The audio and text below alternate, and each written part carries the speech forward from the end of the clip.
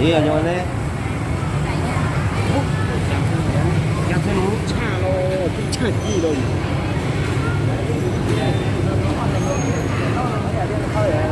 Có tích nữa một tỏi kia. Cái này là chạy. Bây giờ nó sẽ cái gì để ra nữa.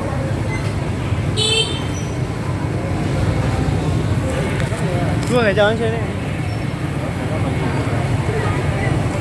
Mẹ cho cái chỉ hổ mới cho này à. Cán nè, cái này chỉ tao mới này. Cán nó mua vậy đó. Mua gì đó.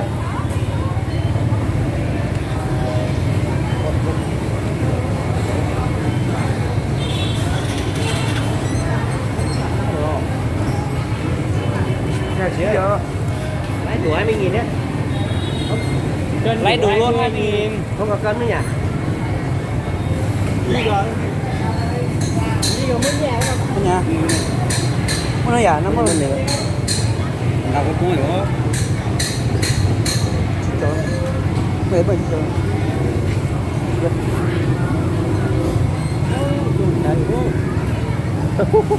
Là có tí giả không?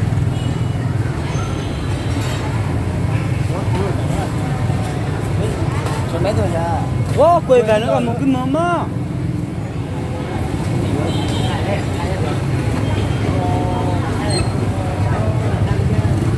Cái gì thôi.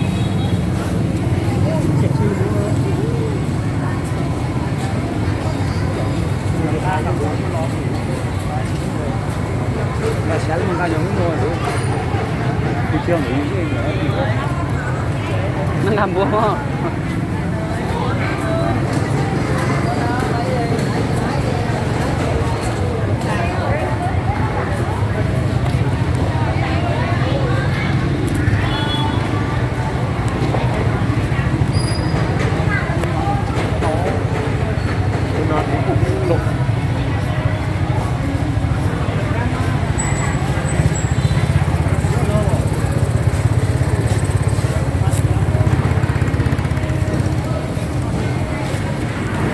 Trời giết nó bao nhiêu?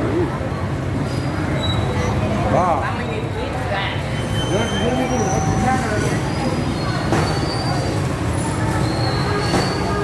Mẹ tôi giờ tôi quá.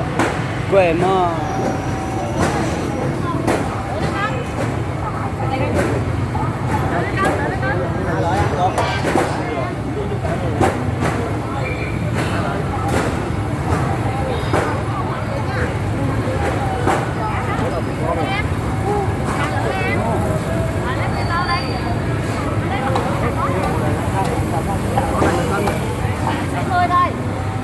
Hay chọi á? Cho nữa đi. Đặt chỗ.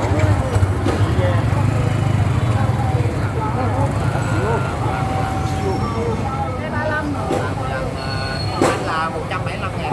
178 cái 175. Để cho tụi có lời gì đó chứ. Cái sản này sẽ sản nào đâu. Cái sản tuần nọ. Gì nữa phát lẻ đó là cái sản tuần nọ nè. Cái sản là chỉ là cái chùa.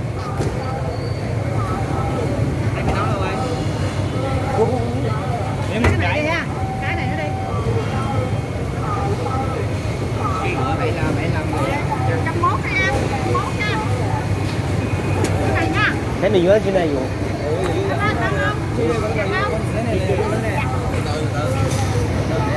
Thôi nhá chị chưa? Còn gì cái cú chít tàu ô. Cái Cái này.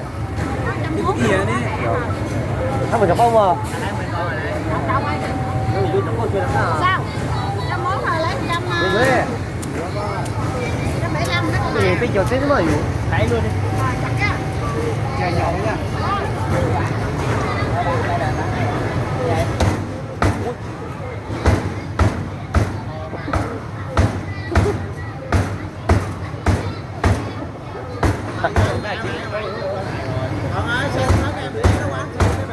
Nha bà mà.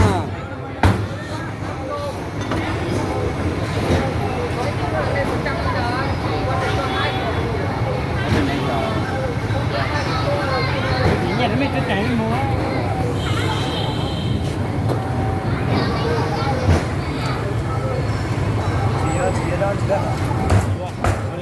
thì báo rộng thì là một cành thì họ đấy ra Cho tao một tổ luôn không?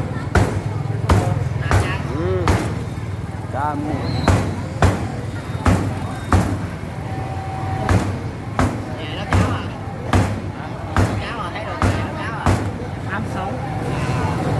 Ngon nè. cái này nữa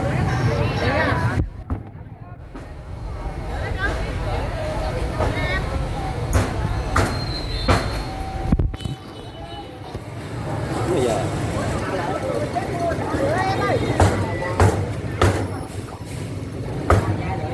cái này cái mồi năng cắt ở quá rồi có liền có thôi. cái này cứ bao quần đủ lên Quay để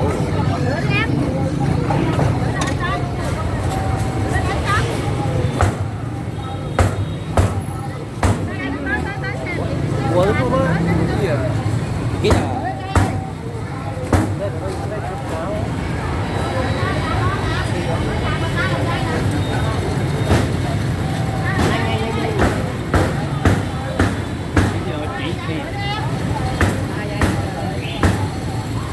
ôi nạp ra đã có nó lầu tí vô cho chủ nhà tụt tụt ấy để tụi cái to là hú xóa khăn rồi. cái buổi sáng chó qua rồi Đó là nè. chả bây giờ buổi Một lần làm mới nó không lên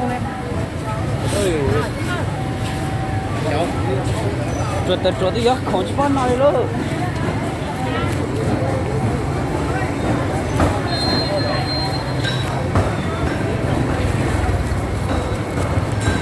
cái bắp thì cứ cho mấy giá nữa tôi thích lỗ vừa dưới nè đấy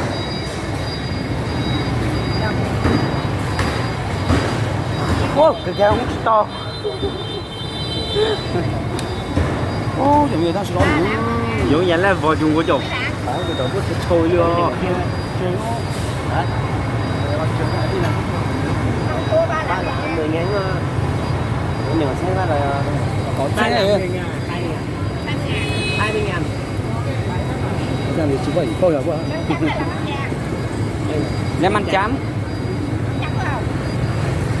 đó chúng ta làm thôi mình sẽ đến ăn chi luôn rồi được rất rõ kỳ là chơi giò ho chơi giò có cả chơi chi hả cái gì gì cái ăn gì chứ nó có nó không còn lưu rõ ha cái này còn khá là có là khá là cua kìa giờ nó chơi gì nè mà biết được mấy khi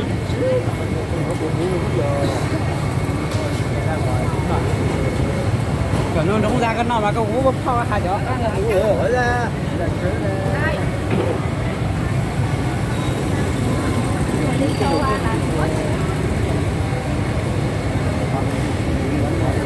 không một xin chứ cái này món này ngủ à hả cái này món này ngủ à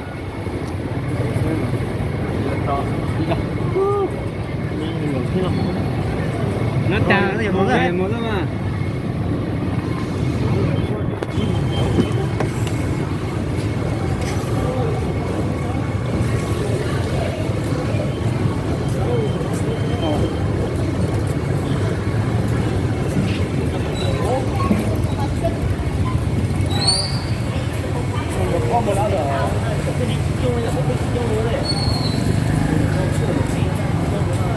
nhiều câu cho phải nhiều câu là nhiều câu nhiều câu nhiều câu mình cũng mà thôi lên mua này giờ cũng mà có